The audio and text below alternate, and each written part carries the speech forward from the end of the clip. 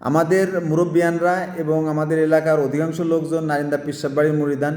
আমাদের মুরব্বীরা তারা নারিন্দা পিসাব হুজুরের এত ভক্ত ছিল যে সেই হুজুরের কথা মতো তারা একটা গোরস্থান বানাই দিয়েছে নিজের জমি দিয়ে, একটা মসজিদ করে দিয়েছে, মাদ্রাসা করে দিয়েছে, এবং ওই মাদ্রাসার যে শিক্ষকের বেতন দেবে সেই বেতন দেওয়ার জন্য ওর কিছু জমি ওই সাইজি হুজুর পিসাব কিবলা ওনার নাম, সেই হুজুরের নামে লিখে দিছে। হুজুরের নামে লিখে দিছে যে ওই মসজিদ জমির ফসল, ওই ফসল বিক্রি করে যে টাকা হবে সেই টাকা দিয়ে ওই মাদ্রাসা শিক্ষকের বেতন হবে। কিন্তু সে দাদারা মরে যাওয়ার পরে আমাদেরকে চাচারা সে জমি জমা বাগজব করে যার যার মতো নিয়ে চলে গেছে। ওই জমির কিছু অংশ আবার আমার বাগে পড়ছিল। তখন আমি চিন্তা করলাম যে এই জমি হলো সাইজি হুজুরের নামে, আমার দাদার সম্পত্তির ভাগের সম্পত্তি আমি এর নিষেধ যাবো কেন? তখন আমি বলছি যে এই জমি আমি নেব না, এই জমি আমি ছেড়ে দিছি, সেই জমি অন্য মানুষে খাচ্ছে। আমার কথা হলো কি যে আমি সাইজি হুজুরের নামের জমি আমি হুজুর আমার মুরব্বিয়ানরা দিয়ে গেছিলো মাদ্রাসার নামে বা হুজুরের নামে। আমার কথা হচ্ছে আমার দাদার জমির ভাগের অংশ হিসেবে কেন আমি ওই সাইজি হুজুরের নামের জমি খাবো আর আমি দায়ী থাকবো? তখন আমি জমি ছেড়ে দিছি, সেই জমি এখন অন্য মানুষে খাচ্ছে। এবার সাইজি হুজুরের কিছু মুজেজা বা অলৌকিক ঘটনার কথা বলি। ওনার একটা ঘোড়া ছিল, ওনার মুরিদান ওনার ঘোড়াটা উপহার দিয়েছিল ওনারে। ওই ঘোড়াটা ছাড়াই থাকতো, সবাই খাওয়াইছে, খাওয়াটা উনি হৃষ্টপুষ্ট হয়েছে। তখন হুজুরের কাছে গেছে, হুজুর আপনি একটু দোয়া করে দেন, এই ঘোড়ারে আমরা মেলায় নিয়ে রেস দেবো। তখন হুজুর তো রাজি না, তারপর সবাই ধরাপড়া করার পর উনি বলে ঠিক আছে যা, দোয়া করে দিলাম। তখন দোয়া করে দিল।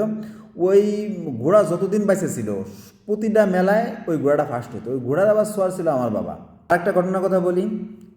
ওখানের একজন লোক সে বলছে যে আমার যে জমি, এই সব জমি আমি কোনোদিনও আমার নদীর এক পাড়ে দেখতে পারি না। তখন হুজুর বলছিল ধরা কে 3টে টিলে দিলাম, এই টিলেটা তোর জমির প্রথম যেখানে আসো এখানে একটা ফেলবা, নদীর মাঝখানে একটা ফেলবা, আর তোমার জমির শেষ সীমানা যে একটা ফেলবা। তখন উনি ফেলছে। পরের বছর নদী ভাঙ্গে ওর পুরো জমি এক পাড়ে উঠাই দিয়েছে। এটা শোনা কথা, জানি না সত্য মিথ্যা। আর দাদারা প্রতি বছরই ওরসে যাইত, এবং একবার ওনারা একটা গরু নিয়ে যাচ্ছে।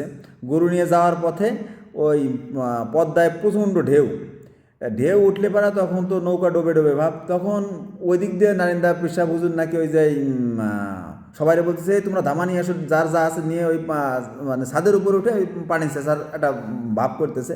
তখন ওদের মধ্যে একজন আবার ওই টাইমটা ধরে রাখছে যে এই টাইমে কী এমন করছে। তখন এরা যখন না উপস্থিত হয়েছে তখন বলে যে আসলে এই ঘটনায় কী হয়েছিল, বাকি যে এরকমের ঢেউয়ের মধ্যে পড়ছিলাম, পড়লে পারে এ পাশতে পানি ওদিক দিয়ে বাইরে চলে যায়, ও পাশতে বাইরে চলে যায়, এরকম কিছু ঘটনা। আসলে সত্য মিথ্যা জানি না, মুরব্বীদের কাছে শুনছি আর কি। এর নাম হচ্ছে আব্দুল সালাম।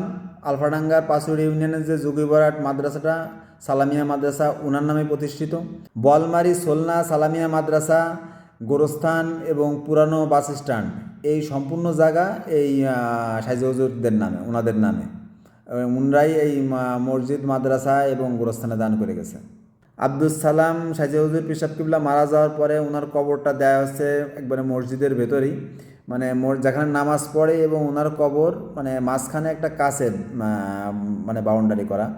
এটা আসলে আমার দৃষ্টিতে ঠিক হয়নি, কারণ আগামী 100, 200, 500 বছর পরে মানুষের লোক সংখ্যাও বাড়বে, এবং তখন কিন্তু মসজিদ প্রসার করার প্রয়োজন হবে। কিন্তু ওনার কবরটা ওখানে দেওয়া, এবং ওনার পরিবারের অনেক সদস্যের কবর ওইখানে দেওয়া, এবং ওনার কবরের উপরে 2তলা, 3তলা, 4তলায় একবারে ওখানে ফাঁকা রেখে উপরে গম্বুজ আকারে করছে। এটা আমার দৃষ্টিতে ঠিক হয়নি। এখন অন্য কার দৃষ্টিতে কী হয়েছে এটা আমার জানা নেই।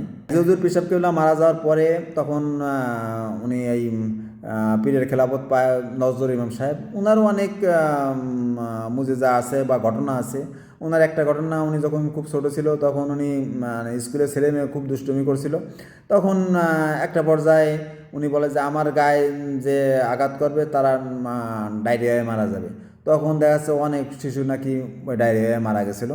তখন ওই মাদ্রাসা কর্তৃপক্ষ বলে যে এই তোমার এই বাচ্চা তুমি নিয়ে যাও, এ সাধারণ বাচ্চা নয়, এরকম ঘটনা শুনছিলাম। কিন্তু আমি যখন পরীক্ষায় বারবার ফেল করতেছি তখন ওই হুজুরের কাছে দোয়ার জন্য গেছিলাম। ওই আখেরি মুনাজাতের মধ্যে হুজুর দোয়া করে দিয়েছিল যে এখানে যারা পরীক্ষার্থী আছে তারা ইনশাল্লাহ সবাই পাশ করে যাবে। কিন্তু ওই দোয়ার মধ্যে আমিও ছিলাম, আমি সেই বাড়ি পাশ করি।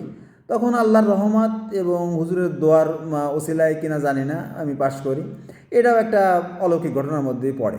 নজরুল ইমাম সাহেব মারা যাওয়ার পরে বর্তমানে হচ্ছে মুরাদুল্লাহ হুজুর। ইনি আসলে এলাকায় ঘোরে টোরে খুব কম, আর উনিও ভালো হুজুর, ঠিক আছে, ওখানে বা বর্তমানে উনি দায়িত্বে আছে। কিন্তু ওই পীরকে ঘিরে ওনার আশেপাশে কিছু লোকজন আছে, মানে পীরের যারা মুরিদান, ওনরা কিন্তু তাবিজ ব্যবসা করে। ওখানে যারা যায় ছেলে হওয়ার জন্য তাবিজ দিতে যায়, একজন আছে তার নাম বলতেছি না, তার পরপর 3টে মেয়ে, কিন্তু সে ছেলে হওয়ার জন্য তাবিজ দেয়। ওই তাবিজ বিক্রি করে সে কিন্তু 5তলা বাড়ি করছে, ঠিক আছে।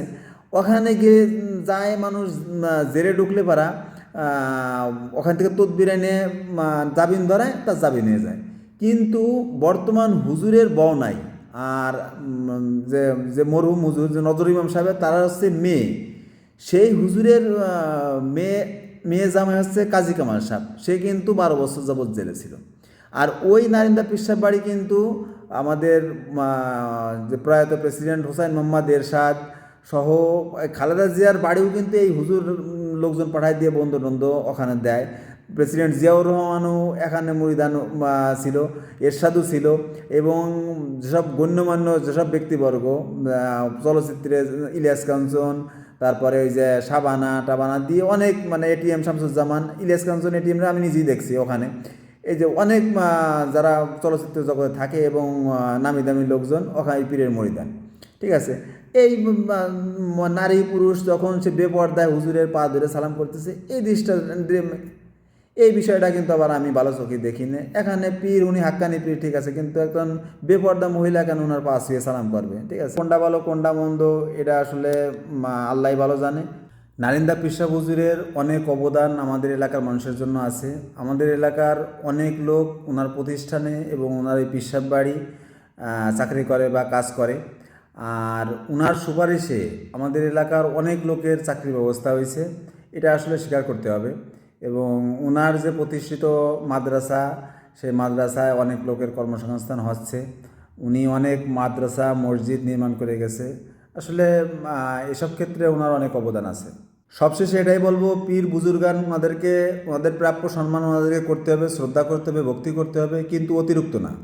আমরা যা আছে মনে করি যে হুজুর কাছে দোয়া চাইলাম, হুজুর বলে দিল যে হ্যাঁ এটা হয়ে যাবে, এটাই হয়ে যাবে, তখন কিন্তু আমরা ওই হুজুরের প্রতি মনে করি যে হুজুরই মনে হয় এটা আমাদের দেশে, তখন এটা কিন্তু এক পর্যায়ে শিরকের পর্যায়ে চলে যায়, ঠিক আছে। আসলে ওটা থেকে আমাদের ফিরে আসতে হবে, হুজুরের কাছ থেকে দোয়া চাইতে হবে। হুজুর দোয়া করবেন যেন আমি এই জিনিসটা আমার সাফল্য অর্জন করতে পারি বা এই কাজটা যেন হয়, ঠিক আছে। কিন্তু আমার যা কিছু চাওয়ার দরকার সব কিছু আমার আল্লাহর কাছে চাইতে হবে।